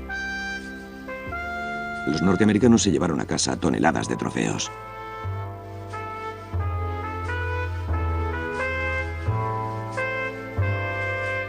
Mickey Dorsey también se había llevado recuerdos de los nazis, pero no había olvidado a los Geiger. Cuando regresé a Estados Unidos, les envié paquetes con golosinas, café y medias de nylon para María, porque allí no había medias de nylon, y azúcar, etc. Durante un par de años les envié paquetes. Mickey Dorsey no era el único que enviaba paquetes a Alemania. Para aliviar las penalidades de la posguerra, los estadounidenses fundaron la CARE, una organización de ayuda privada. En 1946 se enviaron 2 millones de paquetes a Alemania. Los paquetes de la CARE se empezaron a enviar de forma espontánea. Lo organizó el pueblo. Detrás estaba el pueblo norteamericano, lo típico, que no esperaron a que lo pidiera el gobierno. Ni siquiera esperaron que lo organizara, sino que la gente lo decidió por sí misma y lo decidieron. Sabían que en Europa la gente pasaba hambre. Gente de ascendencia belga enviaba paquetes de ayuda, y no solo a Alemania, sino a cualquier lugar de Europa en donde se necesitara. Los alemanes también intentaban desesperadamente ayudarse a sí mismos. An die Bevölkerung der Großstädte erging der Ruf, jedes brachliegende Land zu bebauen. Nur wenn sich jeder bemüht, dem Acker einen guten Ertrag abzuzwingen, kann der Hunger gebannt werden, der einem verheerenden Krieg stets auf den Fersen folgt. An der Stelle, wo in Berlin einst der schöne Tiergarten stand, verwandeln viele fleißige Hände das Schlachtfeld in einen Gemüsegarten. La Cruz Roja Sueca suministró alimentos a todas las escuelas de la región del Ruhr. Millones de niños se acostumbraron a la comida sueca, como se la llamaba. El Ejército de Salvación, los mormones y los cuáqueros donaron ropa y provisiones. Pero la situación seguía empeorando. Debido a la división en 4 zonas de ocupación, la economía de Alemania estaba fragmentada.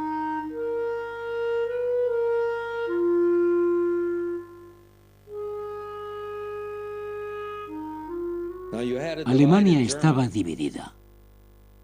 ¿Dónde estaba la comida? ¿Dónde estaba el carbón? en zonas diferentes. ¿Se iba a tratar a Alemania como una Alemania unificada? Los soviéticos no querían que fuera así, porque pensaban que los norteamericanos se cansarían, se irían a casa y lo tendrían todo para ellos.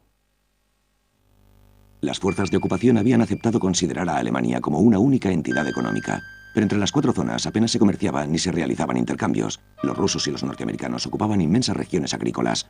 Los británicos estaban en la región del Ruhr. But the one thing on which all reconstruction depends is coal.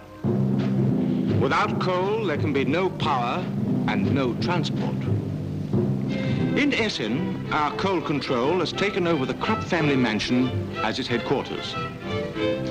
And from here, we organize the output and distribution from the whole Ruhr coal fields.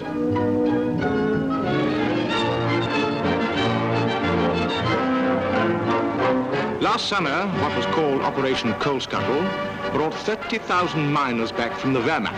But today, the great problem is moving the coal from the pithead to the liberated countries, to the German power plants and to the Allied military dumps.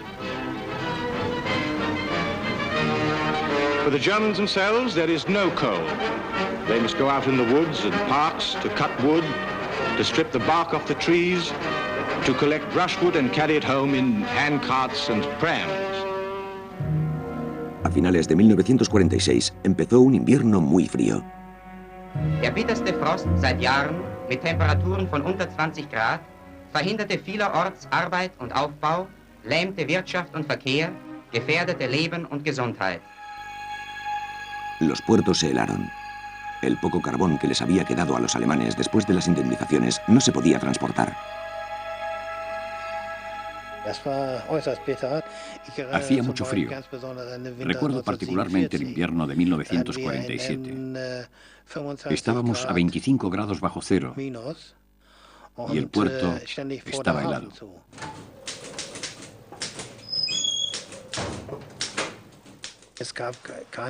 No había carbón, ni nada con que calentarse.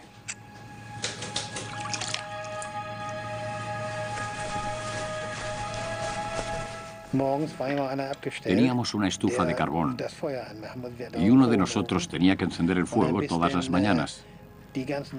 Y cuando la estufa calentaba la oficina, cuando ya no se te caía el lápiz de las manos, eran ya las 11. En su helada oficina, el auxiliar Hans Schmidt rellenaba los documentos para el envío de carbón. El puerto de Emden era un área restringida. Nadie podía entrar sin un pase británico. Hans Schmidt era afortunado por tener un trabajo en el control de carbón del norte de Alemania. Yo formaba parte de la empresa. Era un agente de las fuerzas de ocupación británicas. El carbón se transportaba desde el puerto de Emden a Gran Bretaña y a Escandinavia. Llegaba por el canal de Dortmund-Ems y se cargaba en barcos transoceánicos. Solo en 1946 se transportaron 2 millones de toneladas. Demasiado para los pocos obreros disponibles.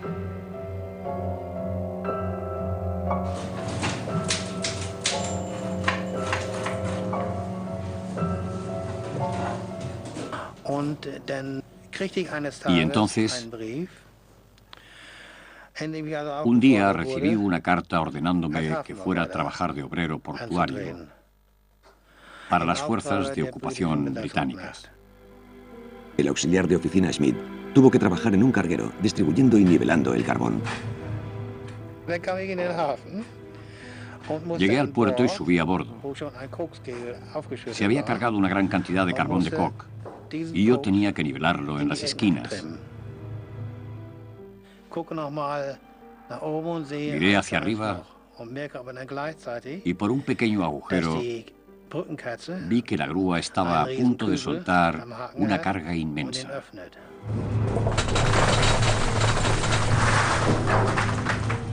El agujero desapareció. No entraba luz y no veía nada.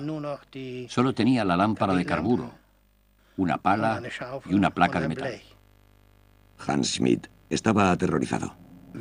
Durante la guerra me había quedado atrapado en un refugio antiaéreo. No podíamos abrir la puerta. Las bombas caían y no podíamos salir. No había nadie fuera que nos ayudara. Y estábamos en el sótano. Intentamos forzar la puerta, pero no podíamos salir. Es algo que no puedo olvidar. Me volví claustrofóbico y en aquel barco la situación era la misma. Estaba enterrado y tenía que cavar para poder salir. Por otro lado, me alegraba de tener un trabajo. Y eso es lo único que deseábamos después de perder la guerra. Las fuerzas de ocupación desmontaron plantas industriales y máquinas en toda Alemania y las llevaban a sus propios países como indemnización. Los norteamericanos no lo hicieron. Moscú desmanteló industrias enteras, vías ferroviarias, postes eléctricos y centrales hidroeléctricas. Todo fue empaquetado en cajones y enviado a la Unión Soviética. Los soviéticos estaban decididos a reconstruir su país devastado por los alemanes. Desde el principio, nos pareció una barbaridad desmontar las plantas. Y lo dijimos en nuestros comunicados a Moscú. Aunque eso nos perjudicó. Personas inteligentes, incluyendo a los alemanes que trabajaban con nosotros, preguntaban: ¿por qué estáis haciendo esto? Estáis enviando chatarra a vuestro país, pero Moscú seguía obstinada. No sé quién era el responsable, pero siguió la misma política.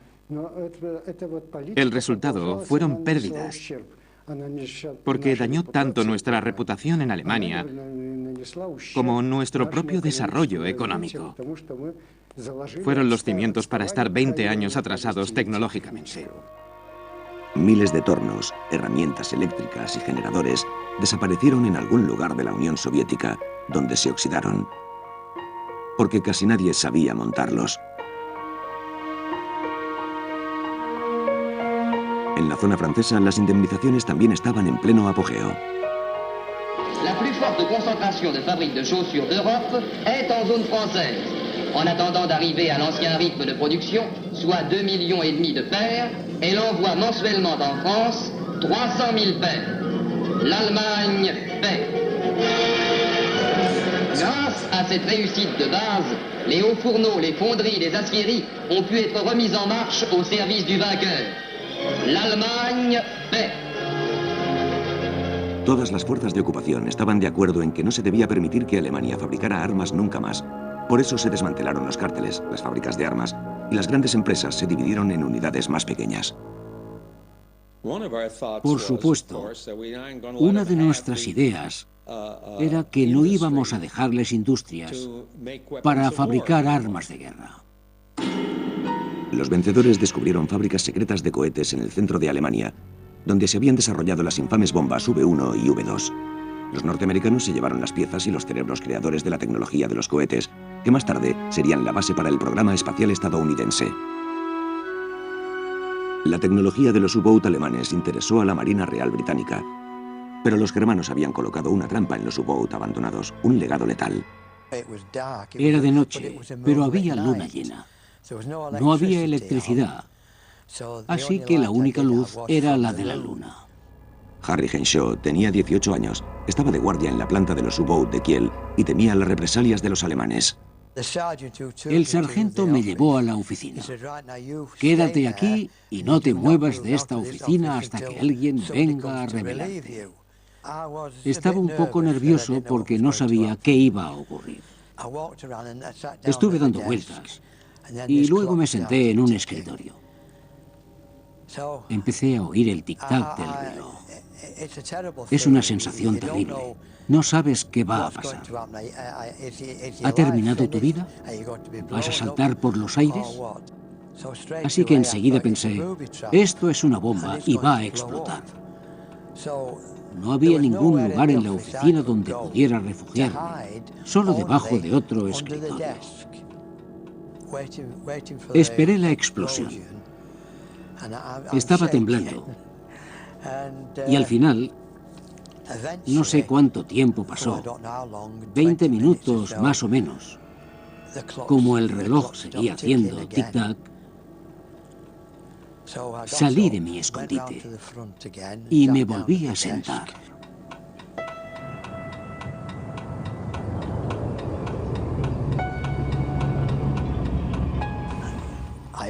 Abrí el cajón despacio, muy despacio, y tanteé por debajo con la mano, pero no notaba ningún cable.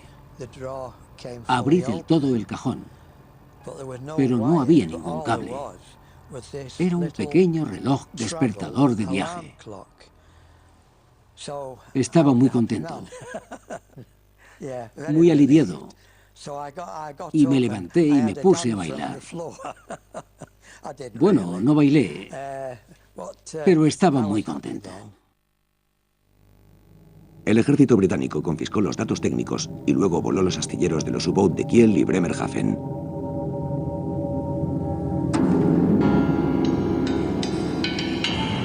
Los directores de la industria armamentística alemana habían sido arrestados. Si alguien se resistía al arresto, era severamente castigado. El descontento aumentaba entre los trabajadores. La población de la región del Ruhr, el centro alemán de producción de carbón y acero, trabajaba para las fuerzas de ocupación, pero apenas tenían comida y muy poco carbón para la calefacción. Empezaron a organizarse y entre ellos había comunistas alemanes. El 1 de febrero empecé a trabajar con el KPD, el Partido Comunista Alemán. Era un sábado. Fuimos citados a una reunión para hablar de la situación en la ciudad. Ernst Schmidt, un alemán que había regresado de un campo de concentración soviético, se había hecho comunista. Le convenció la idea de la propiedad estatal promulgada por Karl Marx.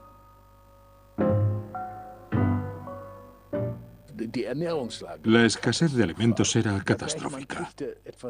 Los mineros recibían un poco más, pero el resto de la población no tenía nada. Los jefes del KPD de Essen dijeron: tenemos que hacer algo. Convocaremos a nuestros grupos de trabajo frente al ayuntamiento el lunes a las 11 para manifestarnos. Se me ordenó comunicarlo a la sección de trabajo Bonifacius. Y así lo hice. Entré en la cantina y mis compañeros estaban allí, mirándome.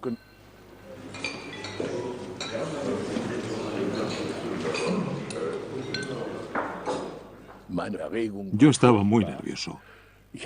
Nunca había hablado ante tanta gente. Entré y me presenté.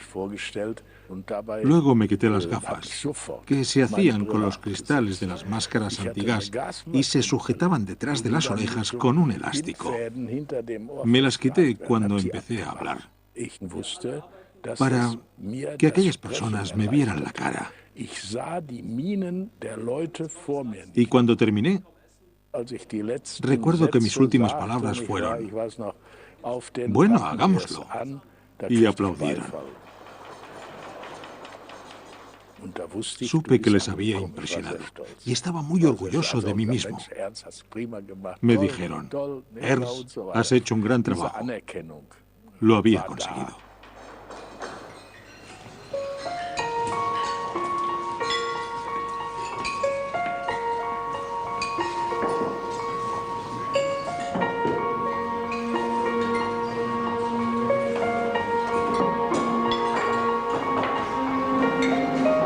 Ernst Schmidt habló en una reunión tras otra todo el fin de semana. Lo vio como una prueba y estaba decidido a movilizar a muchos manifestantes. La manifestación fue un éxito. Ante el ayuntamiento de Essen se concentraron 600 trabajadores. Ernst Schmidt estaba contento. No hubo violencia. Fue una exigencia en calma, que iba subiendo de tono. Queremos pan. Tenemos hambre. Resonaba más allá de la plaza. Pero luego la situación amenazó con intensificarse. Llegaron más personas a la plaza. La llamada había sido oída por los obreros de otras empresas. El alcalde de Essen, Gustav Heinemann, estaba nervioso por la reacción de los británicos.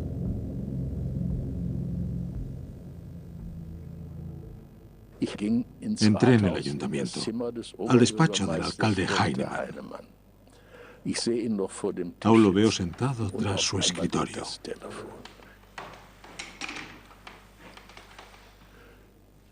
La manifestación había empezado a las 11 y a las 12:30 Los trabajadores de Krupp dejaron sus herramientas, una buena parte de ellos, y fueron hacia el ayuntamiento.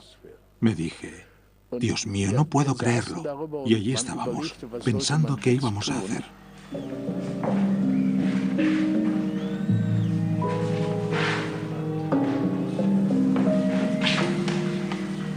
La multitud se dirigió al cuartel general británico. En el ayuntamiento contuvieron la respiración. Nadie sabía cómo reaccionarían los británicos.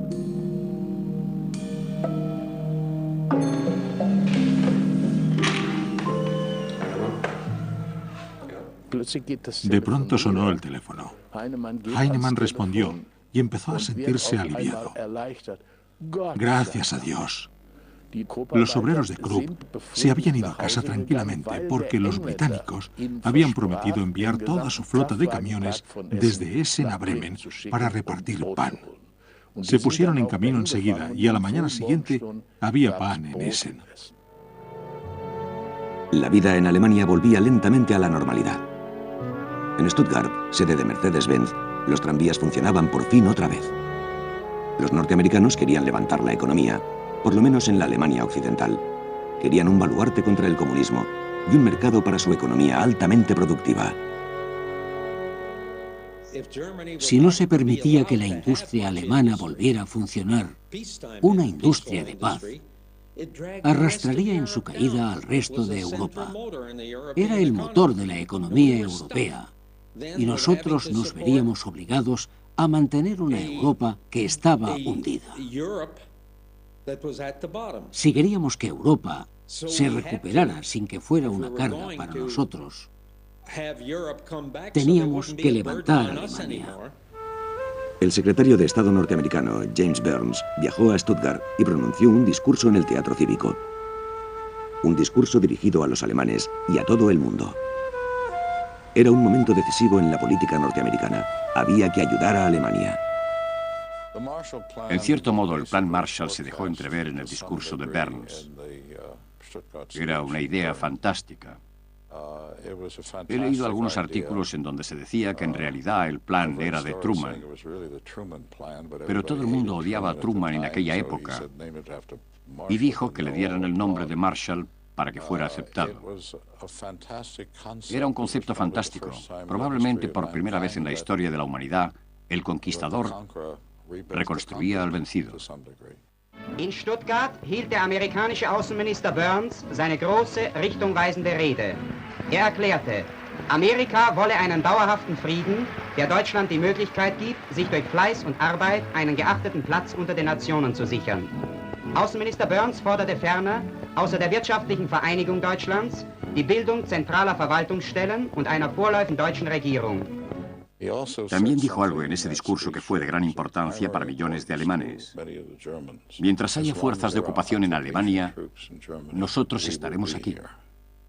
Y eso hizo felices a muchas personas porque por lo menos los rusos no se lo llevarían todo. En Dresden, en la zona soviética, los tranvías también funcionaban otra vez. Pero aquí las vías llevaban una dirección diferente, a una economía planificada al estilo soviético. Y durante varios meses, el Partido Socialista Unido Alemán, el SED, entró en escena. Era la prolongación del brazo de Moscú.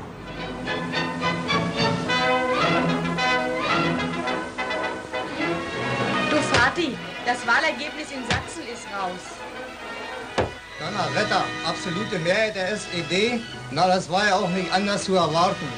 Ich glaube, da hat die Bodenreform viel zu beigetragen. En cuanto acabó la guerra, los soviéticos cerraron los bancos y las grandes empresas. Ahora se montaban empresas más pequeñas. Eines Tages ging die zentrale Kontrollkommission bei der Deutschen Wirtschaftskommission in Glauchau-Meerane auf Entdeckungsreisen. Es lohnte sich. Der Fabrikant hatte Leder für 100.000 Paar Schuhe versteckt. Sein Betrieb arbeitete wegen angeblichen Materialmangels nur 4 Tage in der Woche. Los funcionarios del SED y el gobierno militar soviético empezaron a cazar a los supuestos parásitos y capitalistas. Mi padre llegó temprano a la fábrica, como de costumbre, y a las 10 de la mañana, mi madre, mis 2 hermanas y yo estábamos allí con nuestras maletas, esperando que papá volviera a casa. Nos íbamos de vacaciones por primera vez en muchos años. Pero el padre de Maria Valls, fabricante de tejidos de Glauchau, cerca de Leipzig, fue arrestado en su fábrica, acusado de hacer negocios en el mercado negro.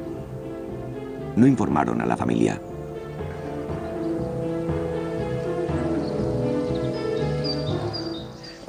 Después, algunos clientes que habían estado en la fábrica se enteraron de qué había ocurrido. Nos dijeron que habían arrestado a mi padre y que se lo habían llevado.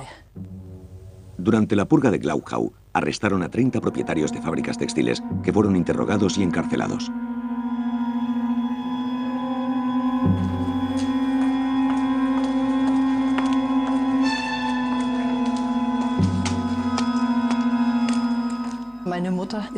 Mi madre fue a la ciudad e intentó averiguar dónde estaba. Fue a la policía y luego a la prisión. Entró y preguntó si estaba ahí. Yo tenía 12 años y tuve que ir con ella. Pero me quedé a unos pasos porque no sabíamos si también la detendría. Si no salía, yo sabría dónde estaba.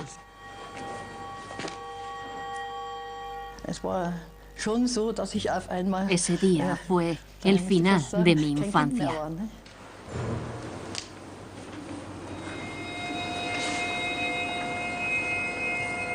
Fue el primer gran juicio público en la zona soviética.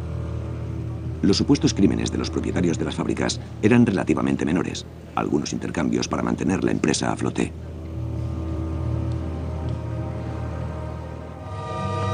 Der Fall Glauchau-Meerane ist ein Signal.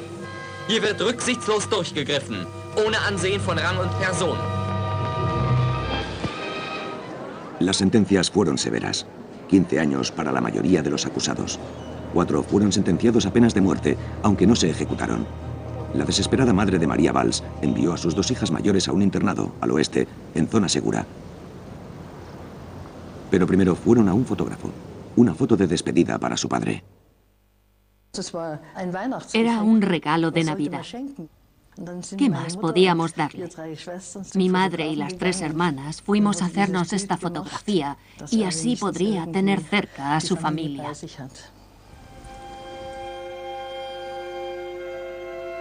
El padre de Maria Valls fue condenado a 15 años de prisión. Su madre se quedó en Glauchau con su hija menor. No podía aceptar el arresto de su marido y la difamación de la familia. Ideó un atrevido plan.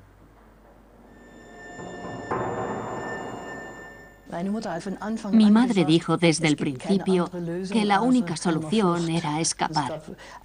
Había habido varios intentos sin éxito, o porque no se habían decidido en el último momento. 2 años después, su madre se las arregló para sobornar a un celador de la prisión y liberar a su marido. Huyeron todos al oeste. Mis padres no nos dijeron que iban a huir. Y una tarde, cuando toda la escuela estaba en el comedor después de cenar y empezábamos a salir, vimos a mi padre, a mi madre y a mi hermana pequeña. Fue increíble. Nunca había pensado que fuera posible. Estábamos llenos de alegría, abrazándonos. Los norteamericanos temían una aceptación masiva del comunismo en la zona soviética e inyectaron dinero a la Europa occidental. Ayuda para la reconstrucción. El Plan Marshall. Una de las cosas importantes que hicimos en Alemania, muy diferente de lo que se ha hecho en Irak, es que la reconstrucción la hicieron los alemanes, no nosotros, los extranjeros. A diferencia de Irak, donde se están contratando empresas estadounidenses. Pero esa es otra historia. Era cosa de los alemanes. Un problema de los alemanes.